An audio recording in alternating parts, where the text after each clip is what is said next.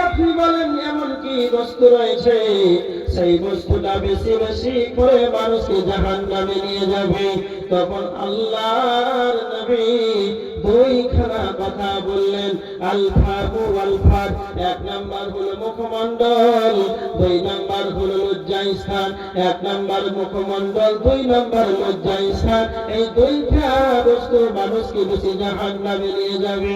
মুখ কেমন করে মানুষকে জাহান্নামে নিয়ে যাবে? এই মুখ, এই জবান আল্লাহ আমাদেরকে দিয়েছেন, এটা কতটা খতরনাক। আল্লামাহুল বায়ান, আল্লাহ মানুষদেরকে কথা বলার ক্ষমতা দিয়েছেন। সারা পৃথিবীর বুকে মানুষের চাইতে অনেক বড় বড় প্রাণী রয়েছে, মানুষের চাইতে শক্তিশালী প্রাণী আছে, যাদের ক্ষমতা অনেক বেশি আছে, যারা আমাদের চাইতে যেমন ডাইনোসর আছে, হাতি আছে, এরা বড় বড় প্রাণী। কিন্তু ওদের মুখে যেন আল্লাহ তাআলা আমাদের রেখেছেন, ওদের জবানটাকে লক করা আছে, জবানটাকে বন্ধ করা আছে। একমাত্র জবান কথা বলার ক্ষমতা দিয়েছেন আমরাই, তারাই হলো মানুষ। তা আল্লাহ আমাদেরকে জবান যেন দিয়েছেন কথা বলার জন্য, কিন্তু কথা বলে রাখবেন, আল্লাহ যেমন আমাদেরকে কথা বলার ক্ষমতা দিয়েছেন, তেমন আল্লাহ আমাদেরকে যেন টাইট করে দিয়েছেন। কোরআনের আয়াত সূরা কফের 17-18 নম্বর আয়াত, ইয ইয়াতালাক্কাল মুতালাক্কিয়ান আনিল ইয়ামিনি ওয়া আনিশ শিমালি কাঈদ মা ইয়ালফিযু মিন কাওলিন ইল্লা লাদাইহি রাকীবুন আতীদ। আল্লাহ বলেছেন, বান্দারে তোমাদের ডানে বামে আমি দুইজন ফেরেশতাকে যেন নিয়োজিত করে রেখেছি। ডানে বামে দুইজন ফেরেশতা যেন সংরক্ষণকারী ফেরেশতা। তোমরা যা করবে, যা কথা বলবে, সমস্ত কিছুই যা লেখার জন্য এই সংরক্ষণকারী দুইজন ডানে বামে যেন দুইজন ফেরেশতা নিয়োজিত আছে। মা ইয়ালফিযু মিন কাওলিন ইল্লা লাদাইহি রাকীবুন আতীদ। আল্লাহ বলেছেন, তোমরা তোমাদের জবান দিয়ে যাই কিছু উচ্চারণ করো না কেন, আমার সংরক্ষণকারী ফেরেশতা সমস্ত কিছুই যেন সংরক্ষণ করেছে।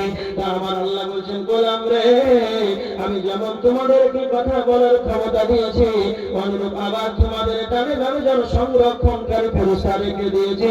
তোমরা যা বলবে সমস্ত কিছুই যেন লিপিবদ্ধ হয়, কাল কিয়ামতের ময়দানে প্রত্যেকটা কথার তোমাকে যেন জবাব দিতে হবে। এই জন্য অপ্রয়োজনীয় ওয়াসালিন গালিগুলো, এইগুলো যেন কথা বলা যাবে না। তুমি সারাদিনে 24টা ঘন্টায় 1000টা গালি দিয়েছো, 500টা গাল দিয়েছো, সমস্ত কিছুই যেন আল্লাহর ফেরেশতা যেন নোট করছে। এই জন্য জবানকে যেন কন্ট্রোল রাখতে হবে। আল্লাহ কথা বলার ক্ষমতা দিয়েছেন, মানে যা মনে আসে তা বলা যাবে না। অনেক মানুষ আছে গাল দেয়,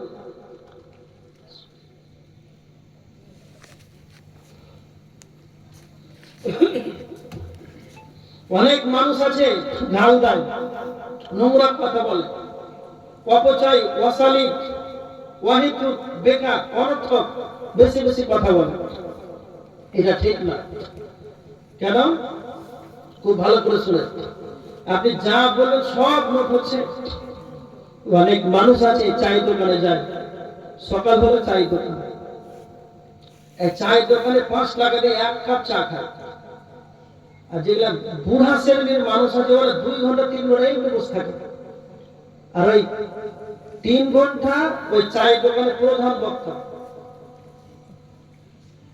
3 ঘন্টা বসে আছে, ভাবছেন যে ওর মুখে তালা মারা আছে, মানে এই মাইকে যে আওয়াজ হচ্ছে ওর আওয়াজ তারও জোরে হয়, মানে ওর শরীর যা হবে, মুখ খুব চলছে। এই 3 ঘন্টা কে জিতবে, কে হারবে, কার কখন ভোট হবে, আর সব রাজ্যের খবর ওর কাছে আছে। কিন্তু মসজিদে একটা ইমাম আছে, ওর খাবার লাগবে, ওর কোনো খবর নেই। মসজিদে মুয়াজ্জিন আছে, আজান দিলে সালাতে দিলে ওর খবর, ওর পৃথিবীর খবর ওর কাছে আছে। চাই তো খবর দিচ্ছে। আপনি মোবাইলে খবর দেখেন, ফেসবুক আর ইউটিউবে সব ভুল হবে, কিন্তু ওরটা ভুল হবে না। এমন ভাবে বসে বসে ডায়লগ মাত্র 3 ঘন্টা চালাচ্ছে, আর এর সমালোচনা আবার গীবত এরকম ভাবে করছে। একটা কথা মনে রাখবেন, বেশি বেশি চায়ের দোকানে যাওয়া যাবে না। প্রয়োজন আছে চা খেয়ে বাড়ি চলে আসেন, কিন্তু অপ্রয়োজনীয় মুখের ভাষা ব্যবহার করিয়েন না। আমি একটা কথা আপনাদেরকে বলে যাই, যেমন স্টেট ব্যাংক আছে, পাঞ্জাব ন্যাশনাল ব্যাংক আছে। স্টেট ব্যাংকে কি করা হয় না, তো টাকা জমা করা হয়। পাঞ্জাব ন্যাশনাল ব্যাংকে কি করা হয়, তো টাকা জমা করা হয়। আমি একটা কথা বলতে চাই, অনুরূপ চায়ের দোকানটা হলো পাপ জমা করার একটি ব্যাংকিং ব্যবস্থা। যে যত চায়ের দোকানে যাবে, যে যত চায়ের দোকানে যাবে, তার তত পাপগুলো জমা হবে, জমা হবে।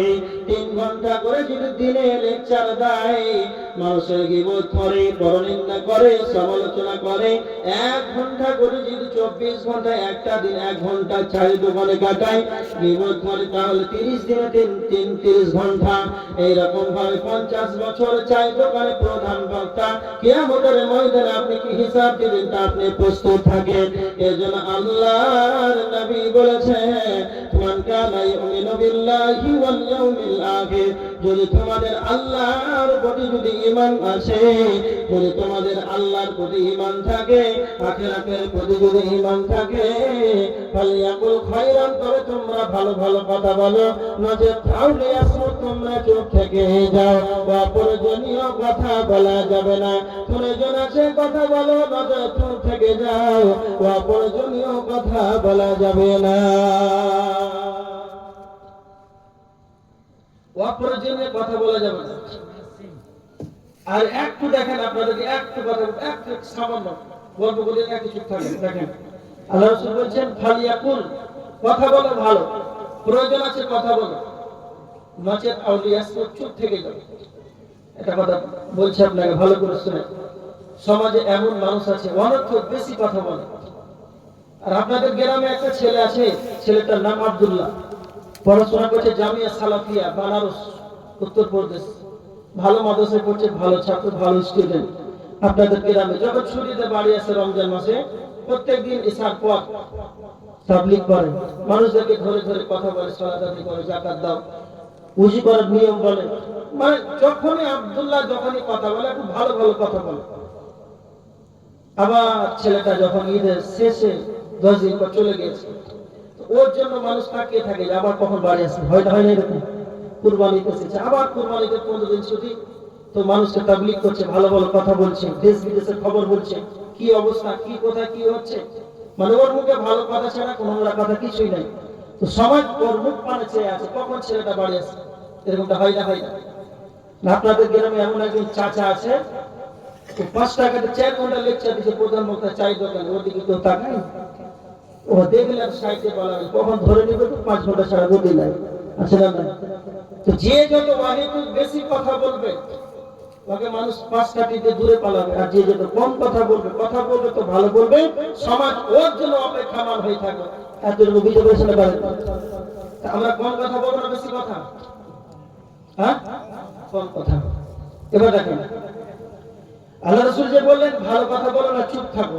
বুখারী একটা হাদিস আছে, বুখারী একটা হাদিস, সুম্মা সাকাতা নাজা, মান সাকাতা নাজা, যে চুপ থাকলো সে বেঁচে গেল। হাদিসের ইবারতে আছে মান সাকাতা নাজা, যে চুপ থাকলো সে বেঁচে গেল, যে চুপ থাকলো সে পরিত্রাণ পেয়ে গেল। একবার এত ছোট হাদিস, আপনি কি বুঝতে পারলেন যে চুপ থাকলো সে বেঁচে গেল? ছোট্ট করে একটা উদাহরণ দিচ্ছি, দেখেন ভারতবর্ষের অবস্থা ভালো না খারাপ? হ্যাঁ না বলেন? খারাপ। এই হাদিসটা খুব ভালো করে উদাহরণ দিচ্ছি বোঝানোর জন্য। কত যে রোড লিমিট জানি না, ট্রেনে যাচ্ছেন, বাসে যাচ্ছেন, সফর করছেন, সফর করতে করতে অনেক মানুষ আছে, কোন দলের নাম করে বলছি না, ভালো করে শুনেন, কোন দলকে কেন্দ্র করে কোন দলের নাম বলছে না। কিছু মানুষ আপনার পাশে বসলে ট্রেনে, আর বসার পর আপনাকে বলছে আপনার নাম কি? বলছেন আব্দুল্লাহ। তোমার বাবার নাম আব্দুর রহমান, দাদার নাম সাত্তার। ও ভাবছি মুসলমান। বুঝতে পারছেন? বুঝতে পারলে কি মুসলমান? এতকে দাঁড়িয়ে আছে, লাল হয়ে আছে, পাঞ্জাবি পরে আছে, টুপি পরে আছে, চশমা দিয়ে আছে। ও আপনাকে এখন হেনস্থ করবে। আপনার পাশে 5 জন বসে আছে, আর আপনাকে বলছে যে কিছু মনে করিয়েন না, এখন দেশের অবস্থা খুব খারাপ। আপনাকে বলছে হ্যাঁ খুবই খারাপ। আপনার কথা বলে চাই দোকানের প্রধান বক্তা কেউ যদি ভিড়ে তোমার আসবে শেষ করে দেবে, তখন হ্যাঁ খুবই খারাপ ভারতবর্ষের অবস্থা। তখন আপনাকে বলছে শুনে, তার আগে রেকর্ডিং চালু আছে, মোবাইলে রেকর্ডিং চালু আছে, ভালো করে কথাটা বুঝেন। তারপরে বলছে ভারতবর্ষের প্রধানমন্ত্রী খুবই খারাপ। তখন আপনি বলছেন হ্যাঁ একবার তুমি সত্যি কথা বলেছো। ও ভাবছি না মায়ের কলিজার টুকরা ব্যথা, কিন্তু কথা সব রেকর্ডিং হচ্ছে। তুমি ঠিকই বলেছো, ভালো অবস্থা নাই। বলছে অমুক নেতা খুব খারাপ। বলছে হ্যাঁ ঠিকই বলেছো। এই 2-4-5 মিনিট যা বললো সব রেকর্ডিং চলছে, আর সব তখন হ্যাঁ হু দিয়ে সব কথাতে হ্যাঁ দিয়ে একবারে তখন এগুলো পুলিশকে জিআরপিকে ডেকে শোনানো হলো। এই দেখেন গাড়ি ছেড়ে আছে, লোকটা পালিয়ে পড়ে আছে, এই হচ্ছে দেশদ্রোহী আতঙ্কবাদী। তখন ওকে জেলে ভরে একবারে এইটা ওখানে দিয়ে এখানে চালান ওখানে চালান, শেষ পর্যন্ত আর বিচার শেষ নেই, আপনার একবারে জেলে ঢুকে যাবে।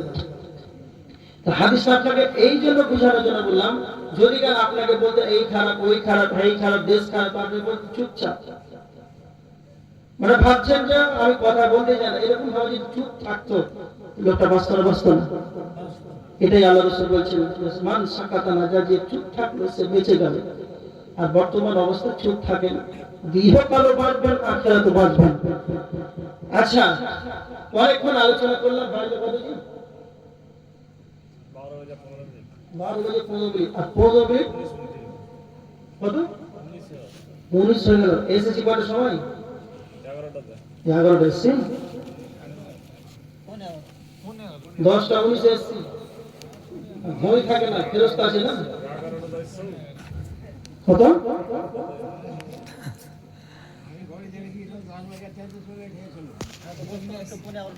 আমি 10টা 19 এসছি, আর এখন বাজে 12টা। 4 ঘন্টা 2 মিনিট চলছে নাকি? 2 ঘন্টা হিসাব ভুল হচ্ছে না। চলো ঠিক আছে, চালাবো আর 6 ঘন্টা ফজর পর্যন্ত। কত? আচ্ছা 15 মিনিট চালিয়ে দিচ্ছি। 15 মিনিট মসজিদের জন্য আদায় করবো। এই জাল সাগরে গোটা জাগবেন তো কাঁচ চাপা ছাড়া কোনো বলতে নেই।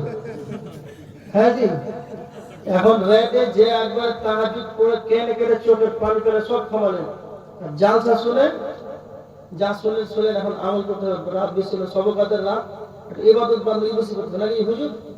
হ্যাঁ মাওলানা সাহেবরা দেখেন সব ফতোয়ালে বসে আছে। আমি জালসা করি ঠিক আছে, যদি কেউ ফতোয়া জিজ্ঞেস করে নেয় যে সবকাতের আমল কি, যদি বলে দিই জালসা, তাহলে তো আমার বাস ছাড়া কোনো গতি নেই। হ্যাঁ, তো শুনলেন, ভালো কথা আলোচনা করলাম। এখন আমাদের করণীয় হবে রাত জেগে 2 রাকাত সালাত আদায় করেন, লম্বা লম্বা সূরা পড়েন, লম্বা তেলাওয়াত করেন, দোয়া পড়েন, আল্লাহুম্মা ইন্নাকা আফুউন তুহিব্বুল আফওয়া ফাআফু আন্না। এইগুলো দোয়া পড়ে রাতটাকে অতিবাহিত করেন, বেশি সওয়াব হবে। এখন কথা হলো মসজিদের উন্নয়নের জন্য এই সভা। এখন আপনাদেরকে বলছি যে একদম মসজিদের জন্য যে যা পারবেন, হ্যাঁ স্বেচ্ছায়, আপনাদেরকে বলবো না 1 কোটি টাকা লাগবে, কিন্তু 5,000 10,000 করে দেন, কোনো অসুবিধা নেই। একটা দোয়া করে দেন। কে দিল? নাসিম নাকি? নাসিম।